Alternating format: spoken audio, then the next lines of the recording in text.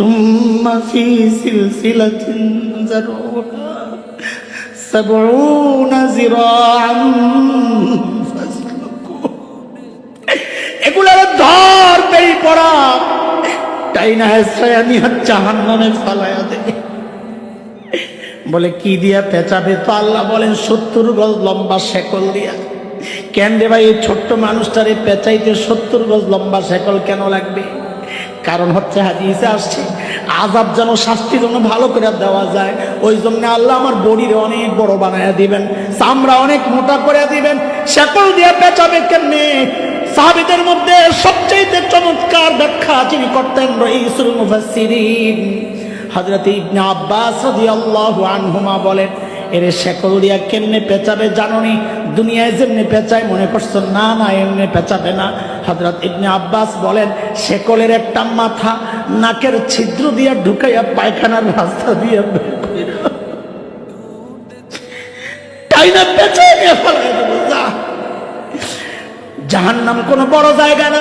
কোরআন বলে, ওয়াইদা উলকু মিনহা মাকানান দাইকা মুকাররানিন, ছোট্ট জায়গায় গাদাগাদি করে যখন ফালানো হবে, বান্দা তখন চিৎকার করতে থাকবে কি বইলা? আল্লাহ বলেন, দাউ হুনালিকা সুবুরা, চিৎকার করে করে কাঁদবে আর বলবে, ও আল্লাহ আর তো সহ্য হয় না, মৃত্যু দিয়া দেন আল্লাহ, মৃত্যু দিয়া দেন, আর সহ্য হয় না। জবাবে আল্লাহ বলবেন, লা তাদউল ইয়াউমা সুবুরান ওয়াহিদা ওয়াদউ সুবুরান কাসীরা। একটা মৃত্যু কেন চাস? একবার কেন চাস? বেশি বেশি চা, বেশি বেশি চা। কারণ মৃত্যু চাওয়ার উপলক্ষ তো আরো আসবে, বারবার আসবে। কেন? ওই যে অনেকে চিন্তা করে জাহান্নামের আগুনে ফালাইয়া দিয়ে তো জ্বলা শেষ হয়ে যাব। আল্লাহ বলেন, না রে বান্দা, না, কুল্লামা নাদিজাত জুলুদুহুম বাদদালনাহুম জুলুদান গায়রাহা লিয়াযুকুল আযাব। এক চামড়া পুইরা শেষ, আল্লাহ কয় আমি নতুন চামড়া লাগাই আবার চালাবো। ওই চামড়া পুইরা শেষ, আল্লাহ কয় আবার নতুন চামড়া লাগাই আবার জ্বালাবো। বাবা গুনাহ ছাড়ে, বাপ গুনাহ ছাড়ে। দাড়ি পাইকা সাদা হয়ে গেছে, এখনো গুনাহ ছাড়তে পারে। মা চুল পাইকা সাদা, এখনো গুনাহ ছাড়তে পারে। কবে ছাড়বেন? জিজ্ঞেস করি, কবে ছাড়বেন? এই চুল দাড়ির সাদার মানি জানে? ওলামাদেরকে জিজ্ঞেস করে। হায় কি আসছে, কি এগুলা? আল্লাহ যেহেতু হাদিসে পড়ছি কিছু, আয়নার সামনে দাঁড়াইলে যখন এই জালেমদের দেখি, আরে চুলকা সাদা, দাড়ি সাদা, কলিজার একটা মোচড় দিয়ে ওঠে। কেন? এটার অর্থ জানি, অর্থ জানি। আল্লাহ আমারে বারবার সতর্ক করেছেন, আমি সোজা হই নাই। আমার সামনে গাছের পাতা ঝরায় আমারে কইছেন, আল্লাহ রে, যে জিনিস ধরে এটা কিন্তু ঝরে, তুইও ঝরবি, সোজা হই নাই। সূর্য ডুবায় আমাকে সতর্ক করেছিলেন, যে জিনিস ওঠে ওইটা ডুবে, তুইও ডুববি, সতর্ক হই নাই। আমার সামনে দিয়ে আমার বাবার লাশটারে আল্লাহ কবরে পাঠাইছেন, যে একদিন তোর সন্তানের সামনে দিয়েও তোর লাশটা কবরে যাবে। দৃশ্য দেখছি কিন্তু সোজা হই নাই। আমার সামনে দিয়া আমার মায়ের লাশটারে আল্লাহ কবরে পাঠাইছেন। আমি দাঁড়ায় দাঁড়ায় কান্না করতেছিলাম। আল্লাহ আমার মেসেজ দিছেন, নোটিশ, একদিন তোর সন্তানের সামনে দিয়াও তোর লাশটা যখন যাবে, তোর বাচ্চাগুলো আব্বু আব্বু বলে চিৎকার করতে থাকবে। এই দৃশ্য দেখাও যখন আমি সোজা হই নাই, এইবার শুরু হয়ে গেছে ডাইরেক্ট অ্যাকশন। এই চুল দাড়ি সাদা মানি জানে ভাই? চুল শরীরের একটা অংশ, দাড়ি শরীরের একটা অংশ। চুল সাদা, দাড়ি সাদা মানি শরীরের একটা অংশের মৃত্যু শুরু হয়ে গেছে। যে কোনো মুহূর্তে মালাকুল মউত আল্লাহর হুকুম পাওয়া মাত্র খাপ করে ধইরা রুত্তারে টাইনা হেসে।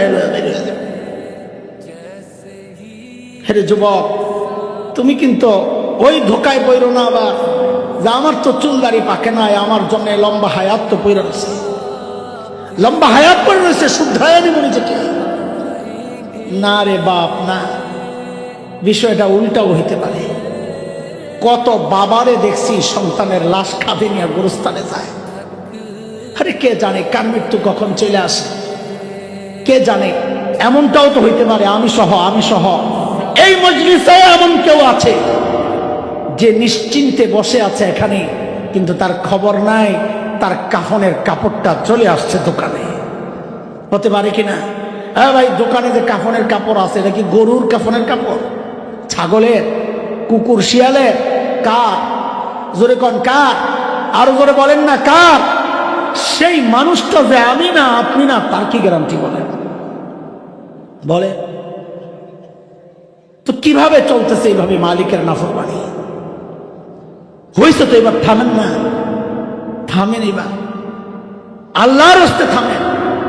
যুবক তোরা যদি চাস, আমি বলি, প্রায় বলে এই কথা, এর চেয়ে ভালো করে বোঝানোর ক্ষমতা আমার নাই। আমি দুর্বল মানুষ সব দিক থেকে, এলিমে, আমলে, গলায়, তলায় কিচ্ছু নাই। এর চেয়ে ভালো করে বোঝানোর ক্ষমতা আমার নাই। যদি তোরা চাস, একটা শেষ চেষ্টা আমি করতে পারি, তোরা চাইলে বলি কি, যুবক সামনে আয়, তোরা সামনে আয়, তোদের পাওগুলো আমার সামনে মেলে দেয়, আমি ওই পাউডিরে জড়ায়া ধইরা সারা রাত কান্না করি, তাও তোরা গুনাহ ছেড়ে দে বাবা, গুনাহ ছেড়ে দে। আরে এই গুনাহওয়ালার চোখগুলা নিয়ে মালিকের সামনে কেমনে দাঁড়াবো? এই গুলাওয়ালা কানটা নিয়ে মালিকের সামনে কেমনে দাঁড়াবো, যখন আমার চোখ, আমার কান, আমার হাত পা আমার বিরুদ্ধে আমার মালিকের আদালতে সাক্ষী দিবে? শুধু হাত পা না, চামড়া শুদ্ধা, চামড়া শুদ্ধা সাক্ষী দিবে। বাঁচার কোনো রাস্তা নাই। বাঁচতে যদি চাই তো আল্লাহর ওই দুই হুকুম মেনে নেই। আল্লাহ বলেছেন কি, ইয়া আইয়ুহাল্লাযীনা আমানুত্তাকুল্লাহ, ওই ইমানদারেরা আল্লাহকে ভয় করো, মানে হচ্ছে আল্লাহর ভয়ে গুনাহ ছেড়ে দাও। আর ওয়াল তানজুর নাফসুম মা কদ্দামাত লিগাদ, আখিরাতের পুঁজি লাগবে, সেই পুঁজি সমৃদ্ধ করো, ফালতু সময় নষ্ট করো না। হায়াতের মূল্য দাও, যৌবনের মূল্য দাও, অবসর টাইমের মূল্য দাও, সুস্থতার মূল্য দাও। হ্যাঁ, আর সম্পদ দিছে আল্লাহ, এই সচ্ছলতার মূল্য দাও। এই পাঁচটা কথা নবীজি বলেছেন। তাইলে আল্লাহ যে বলেছেন আখিরাতের জন্য প্রস্তুত হও, এটার উপর আমল হবে, এছাড়া সম্ভব না, এছাড়া সম্ভব না। খেলায় খেলায় সময় নষ্ট না করি। আমাদের একজন বুজুর্গ আছেন, ঢাকার, মূল বাড়ি তো ফরিদপুরে, অনেক বড় বুজুর্গ, ওলামারা চিনেন অবশ্যই, ঢালকানগর মাদ্রাসার শেখুল হাদিস আল্লামা আব্দুল গফফার হাফিজাহুল্লাহ। হযরতের খুব সাদা সিধা একটা কথা আছে, কথাটা শুনতে সাদা সিধা, দেখতে সাদা সিধা, কিন্তু কথাটার ওজন অনেক। বড়দের কথা, আল্লাহ প্রদত্ত, এগুলা আল্লাহ দেন, ঢাইরা দেন, কলবে ঢাইরা দেন। সেটা কি? হযরত বলেন, আমার সাথে আপনারাও বলেন, বলেন নেকি যতই ছোট হোক, বলেন বলেন, নেকি ছাড়ব না। বলেন, নেকি যতই ছোট হোক ছাড়ব না, গুনাহ যতই ছোট হোক করব না। এক বড় আজীব কথা এটা। এটারে লেখা, যেই দরজা দিয়া ঘর থেকে বাইর হন না, ওই দরজার মধ্যে লাগাইয়া দিবেন। যাওয়ার সময় যেন একবার নজরে পড়ে, অন্তত কিছু সময় হলে দেখবেন ওটা কাজ করবে। বাইরে যাইয়া অন্যদিকে তাকাইতে একটু ইতস্ত লাগবে যে একটু আগে কি বইরাইছি। ঠিক আছে কথা? আমার বোনরা সবচেয়ে বেশি ব্যবহার করে পাকঘরের দরজাটা। কোন দরজা? বেডরুম আর পাকঘর। ওই বেডরুমের দরজা লাগাই দিবেন, পাকঘরের দরজা লাগাই দিবেন। বারবার নজরে পড়বে, নিজের সাথে নিজে বারবার প্রতিজ্ঞাবদ্ধ হবে, একটু হইলেও উপকারে আসবে ইনশাআল্লাহ তাআলা। মনে থাকবে ইনশাআল্লাহ। এটা একটা স্টিকার। যুবকরা তোমরা কত কিছু বানায়, পোস্টার বানায় রাস্তায় লাগাও, ভোট দেন, ভোট দেন, ওই মার্কায় ভোট দেন। আরে এইগুলা পোস্টার বানাও, স্টিকার বানাও, বানায় বানায় মানুষের নজরে পড়ে এমন জায়গায় লাগাই দাও। হ্যাঁ হ্যাঁ, এই এমন জায়গায় লাগাই দাও, সিএনজির পিছন দিয়ে লাগাই দাও, অটো রিক্সার অনুমতি নিয়ে নিও, অনুমতি নিয়ে নিও। তাকে জিজ্ঞেস করো, ভাই এটা লাগাইলে তোমারও সওয়াব হইব, আমারও সওয়াব হইব, যে মানবে তারও সওয়াব হইব। এমন কোনো অটো রিক্সাওয়ালা নাই যে মানা করবে তোমারে। লাগান লাগান ভাই, নামাজ না পড়লেও সে চাইবে আমার উসিলায়, আমার অটো রিক্সার উসিলায় যদি একজনে জান্নাতে যায়, এটা কিন্তু চাইবে। জিজ্ঞেস করে এগুলোর মধ্যে স্টিকার বানায় বানায় লাগাই দাও। পারবেন না ইনশাআল্লাহ?